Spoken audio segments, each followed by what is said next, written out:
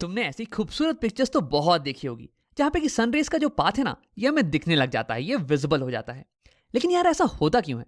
आओ इसी को समझते हैं एक एक्सपेरिमेंट की मदद से। तो मेरे पास यहाँ पे 2 ग्लास पानी के हैं और इनके थ्रू मैं एक रेड कलर की लेजर लाइट को शाइन करवाने वाला हूँ। देखो, पहले ग्लास में मैंने थोड़ा सा चीनी मिला रखा है, शुगर, और दूसरे ग्लास में मैंने कुछ भी नहीं मिलाया है। तो अभी हमें लेजर लाइट की पाथ ये बिल्कुल नहीं दिख रही है, ये विजिबल नहीं है। अब मैं दूसरे ग्लास में थोड़ा सा मिल्क ऐड करने वाला हूँ, दूध को। तो जैसे ही मैं इसे मिलाऊंगा ना तो तुम्हें दिख रहा होगा कि ये लेजर लाइट की पाथ ये हमें दिखने लग जा रही है, ये विजिबल हो जा रही है।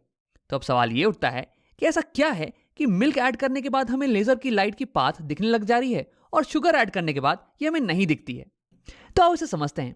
तो देखो, जब मैं मिल्क को इस ग्लास में मिलाता हूं ना तो मिल्क के जो छोटे छोटे पार्टिकल्स हैं ये पूरे इस ग्लास में फैल जाने वाले हैं, ये डिस्पर्स हो जाने वाले हैं पूरे ग्लास में। अब देखो, जब लाइट इस ग्लास पे पड़ेगी तो ये इन मिल्क पार्टिकल से टकराने वाली है और फिर रिफ्लेक्शन होने वाला है। आओ इसे समझते हैं। तो मैं मिल्क के पार्टिकल को यहां पे बना देता हूं व्हाइट कलर से, कुछ ऐसे, और लाइट ये इस पे कुछ ऐसे पड़ने वाली है। हाँ, अब देखो क्या होगा कि ये लाइट रे ये रिफ्लेक्ट करने वाली है। लेकिन इस केस में एक अमेजिंग चीज होने वाली है। लाइट ये केवल एक डायरेक्शन में रिफ्लेक्ट नहीं करेगी, बल्कि छोटे पार्टिकल्स लाइट को हर एक डायरेक्शन में रिफ्लेक्ट करते हैं, हर एक डायरेक्शन में छितरा देते हैं, कुछ ऐसे। देखो, हमने अभी तक देखा था कि बड़े बड़े पार्टिकल्स जैसे कि मिरर या फिर कुछ टेबल ले लो या फिर बुक ले लो, तो इन पे जब भी लाइट पड़ती है तो ये लाइट को केवल एक डायरेक्शन में ही रिफ्लेक्ट करते हैं। लेकिन ऐसा ट्रू नहीं है छोटे पार्टिकल्स के लिए। छोटे पार्टिकल्स ये लाइट को हर डायरेक्शन में छितरा देते हैं। देखो, मुझे पता है कि इसे तुम और अच्छे समझना चाहते हो, लेकिन देखो इसे समझने के लिए हमें बहुत सारी चीज़ों को पढ़ना पड़ेगा। तो इसके बारे में बात हम डिटेल में करने वाले हैं। लेकिन अभी के लिए बस ये मान लो कि छोटे पार्टिकल्स ये लाइट को हर डायरेक्शन में छितरा देते हैं, रिफ्लेक्ट कर देते हैं। और जब यही छोटे पार्टिकल्स मिलकर एक बड़ी ऑब्जेक्ट को बनाते हैं ना, तब रिफ्लेक्शन केवल एक ही डायरेक्शन में होता है। अब देखो, यहाँ पे एक नई चीज़ हो रही है। हमने ये देखा कि छोटे पार्टिकल्स लाइट को हर डायरेक्शन में छितरा देते हैं। तो इस नई चीज़ का हम एक नया नाम देते हैं। इसे हम बुलाते हैं स्कैटरिंग ऑफ लाइट। स्कैटरिंग मतलब कि छितराना। अब आओ इसी की मदद से समझते हैं कि क्यों जब लाइट को हम मिल्क से पास करते हैं तो हमें उसकी पूरी पाथ क्लियरली दिखने लग जाती है। तो देखो, मान लो कि मैं इस पार्टिकल को देख रहा हूं कहीं यहां से। यहां पे मैंने बना दिया है अपना आंख।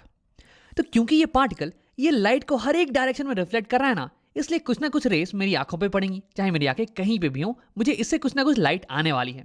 और क्योंकि मुझे इस पार्टिकल से लाइट आ रही है तो यानी कि मैं इस पार्टिकल को देख पाऊंगा। अब देखो, इस पार्टिकल से मुझे रेड कलर की लाइट आ रही है, तो इसलिए मुझे ये पार्टिकल ये रेड कलर का दिखने वाला है, ग्लो करता हुआ रेड कलर का। तो ठीक वैसे ही जब ये लेजर की लाइट इन मिल्क पार्टिकल्स पे पड़ेगी तो जो सबसे पहला वाला मिल्क पार्टिकल होगा ना, ये लाइट को स्कैटर कर देने वाला है हर डायरेक्शन में। और हम क्योंकि यहां से कहीं इस एक्सपेरिमेंट को देख रहे हैं तो हमें ये पहला वाला पार्टिकल ये रेड कलर का ग्लो करता हुआ दिखने वाला है। अब देखो एक और इंपॉर्टेंट बात, जब भी लाइट इस पार्टिकल पे पड़ती है ना तो ये पार्टिकल सारी लाइट को स्कैटर नहीं करता है। इनफैक्ट ये बहुत ही कम लाइट को स्कैटर करता है। मैक्सिमम लाइट ये सामने सीधी लाइन पे चली जाती है, कुछ ऐसे। हाँ, तो सेम चीज यहां पे भी होने वाला है। मैक्सिमम लाइट ये सीधी लाइन पे आगे चली जाएगी। तो यानी कि जो नेक्स्ट वाला पार्टिकल है ना, ये इस पे पड़ेगी और फिर ये वाला पार्टिकल भी लाइट को हर जगह स्कैटर कर देने वाला है। और हमें फिर ये नेक्स्ट वाला पार्टिकल ये भी रेड कलर का शाइन करता हुआ दिखने वाला है। अब सिमिलरली जो नेक्स्ट पार्टिकल है ये भी ग्लो करेगा, फिर नेक्स्ट पार्टिकल ये भी ग्लो करेगा। और ऐसे करते करते एक स्ट्रेट लाइन पे जो भी सारे पार्टिकल्स होंगे ना, ये सब रेड कलर से ग्लो करते हुए दिखने वाले हैं। लेकिन यार, मिल्क के पार्टिकल्स तो बहुत ही छोटे होते हैं और बहुत ही पास पास भी होते हैं। ये तो हमें अपनी आंखों से नहीं दिखने वाले हैं। वो तो मैंने तुम्हें दिखाने के लिए इन्हें थोड़ा बड़ा बड़ा बना के रखा हुआ है। तो देखो, असल में क्या होगा कि तुम्हें इंडिविजुअल पार्टिकल्स नहीं दिखने वाले हैं, बल्कि तुम्हें यहां पे एक स्ट्रेट रेड कलर की ग्लो करती हुई लाइन दिखने वाली है। ऐसा ही कुछ तो हमें स्टार्टिंग में दिख रहा था ना, एक्सपेरिमेंट के स्टार्टिंग में एक रेड कलर की स्ट्रेट लाइन। तो देखो, जब लाइट ये मिल्क से पास करती है तो हमें उसका पाथ ये क्लियरली दिखने लग जाता है। और ऐसा इसलिए हो रहा है क्योंकि इसके पाथ पे जो भी मिल्क के पार्टिकल्स हैं ना, ये लाइट को स्कैटर कर रहे हैं हमारी आंखों की तरफ और ये ग्लो कर रहे हैं। तो देखो, हमने अभी तक तो ये समझ लिया कि मिल्क से जब लाइट पास करती है तो क्यों हमें लाइट का पाथ दिखता है। लेकिन जब लाइट इस शुगर सॉल्यूशन से पास कर रही हो, ये मैं इस आग को हटा देता हूं, जब लाइट इस शुगर सॉल्यूशन से पास कर रही हो तब उसका पाथ हमें क्यों नहीं दिख रहा है यार? तो क्या शुगर सॉल्यूशन ये लाइट को स्कैटर नहीं करती है? तो नहीं, ऐसा नहीं है। हर एक पार्टिकल लाइट को स्कैटर करती है, लेकिन अलग अलग अमाउंट से। देखो, जो पार्टिकल्स बड़े होते हैं ना, वो ज्यादा स्कैटर करते हैं लाइट को और हमें वो लाइट ज्यादा ब्राइट दिखती है। और जो छोटे पार्टिकल्स होते हैं जिनकी साइज छोटी होती है, वो लाइट को कम स्कैटर करते हैं और उनकी लाइट हमें थोड़ा फेंट दिखती है। तो अगर मैं तुम्हें एक रफ नंबर दूं तो पार्टिकल साइज ये अगर छोटी हो जाए 1 नैनोमीटर से, लेस देन 1 नैनोमीटर, तो उस केस में जो स्कैटर्ड लाइट होगी ना, ये बहुत ही ज़्यादा फेंट होने वाली है और हम उसे अपनी नॉर्मल आंखों से नहीं देख पाएंगे। तो यही होता है किसी भी सॉल्यूशन के केस में, चाहे शुगर सॉल्यूशन हो या फिर सॉल्ट सॉल्यूशन। उसके जो पार्टिकल साइज होते हैं ना, ये बहुत ही ज़्यादा छोटे होते हैं और उनसे जो स्कैटर्ड लाइट होती है ये बहुत फेंट होती है और हम इसे नोटिस नहीं कर पाते हैं। और इसलिए यहाँ पे शुगर सॉल्यूशन से जब लाइट पास कर रही है तो हमें इसका पाथ नहीं दिख पा रहा है। लेकिन यहाँ मिल्क के केस में मिल्क के जो पार्टिकल्स है ना, इनकी साइज थोड़ी बड़ी होती है। मुझे एग्जैक्टली पता नहीं कितनी, रफली कुछ 70-80 नैनोमीटर मान लो। तो इसलिए इस केस में जो स्कैटर्ड लाइट है ना, ये हमें दिख जाती है। अब देखो, अगर पार्टिकल साइज कुछ ज्यादा बड़ी हो जाए ना, तो भी दिक्कत है। अब तुम सोच रहोगे कि राम, तुमने अभी कुछ देर पहले ही कहा कि जितनी ज्यादा बड़ी पार्टिकल की साइज होगी उतनी ही ज्यादा स्कैटरिंग होने वाली है, तो फिर दिक्कत कहां से आ गई? तो हाँ, तुम्हारी बात बिल्कुल सही है। जितनी ज्यादा बड़ी होगी पार्टिकल की साइज उतनी ज्यादा स्कैटरिंग तो होने वाली है, लेकिन दिक्कत किसी और चीज में है। आओ उसे समझते हैं। अब देखो, अगर मैं तुम्हें एक रफ नंबर दूं तो पार्टिकल साइज ये कुछ, अगर मान लो 1000 नैनोमीटर से बड़ा हो जाए, ये बस एक रफ नंबर है, ओके, 1000 नैनोमीटर से कुछ बड़ा हो जाए तो दिक्कत आने वाली है। जैसे कि फॉर एग्जांपल डस्ट पार्टिकल्स को ले लो, इनकी साइज थोड़ी बड़ी होती है, लेकिन देखो ये फिर भी बहुत ही अच्छे से लाइट को स्कैटर कर सकते हैं। जैसे कि फॉर एग्जांपल मान लो कि तुम रात में कहीं किसी डस्टी एरिया में खड़े हो और आसपास कोई व्हीकल है, कुछ कार है जिसकी हेडलाइट ऑन है, तो तुम उस लाइट के पाथ को क्लियरली देख पाओगे डस्ट में। और ऐसा इसलिए क्योंकि डस्ट के पार्टिकल्स लाइट को स्कैटर कर रहे होंगे। अब देखो, दिक्कत ये है ना कि डस्ट के पार्टिकल्स क्योंकि बड़े होते हैं, इसलिए ग्रेविटी के कारण बहुत ही जल्दी सेटल डाउन कर जाते हैं और इसलिए जो स्कैटरिंग की इफेक्ट है वो जल्दी खत्म हो जाती है।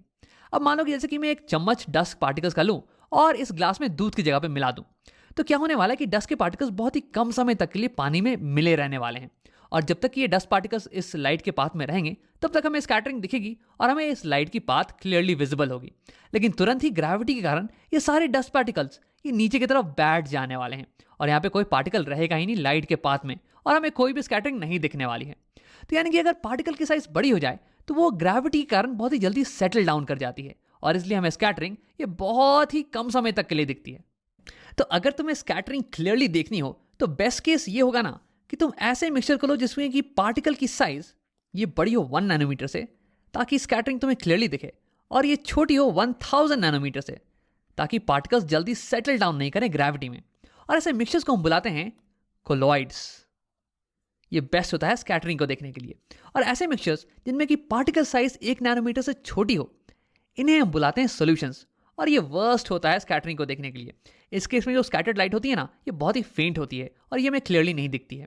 और ऐसे मिक्सचर जिनमें कि पार्टिकल साइज ये 1000 नैनोमीटर से बड़ी हो, इसे हम बुलाते हैं सस्पेंशन।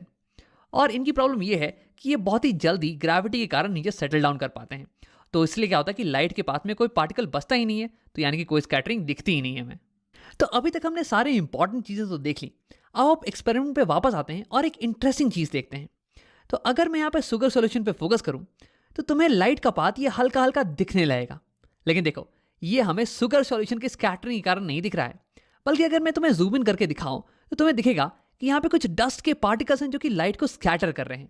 तो जब मैं शुगर को डाल रहा था ना, तो उसके साथ साथ कुछ डस्ट पार्टिकल्स भी ऐड हो गए और इन डस्ट पार्टिकल्स की साइज ये 1000 नैनोमीटर से बड़ी है और इसलिए इन्होंने एक सस्पेंशन क्रिएट कर दिया है यहाँ पे, और इसी कारण हमें लाइट की पाथ हल्की सी दिखनी चालू हो गई है।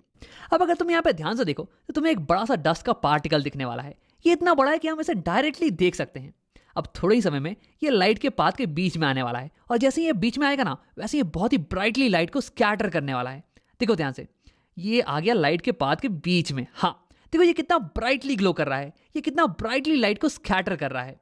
तो देखो, पार्टिकल जितने ही बड़े होते हैं ये उतना ही ज्यादा लाइट को स्कैटर करते हैं, लेकिन इनके साथ प्रॉब्लम ये है ना कि ये बहुत ही जल्दी ग्रेविटेशन कारण सेटल कर जाते हैं नीचे की तरफ, और ये जब लाइट के पास से हट जाएंगे तो फिर स्कैटरिंग तो होने वाली है ही नहीं।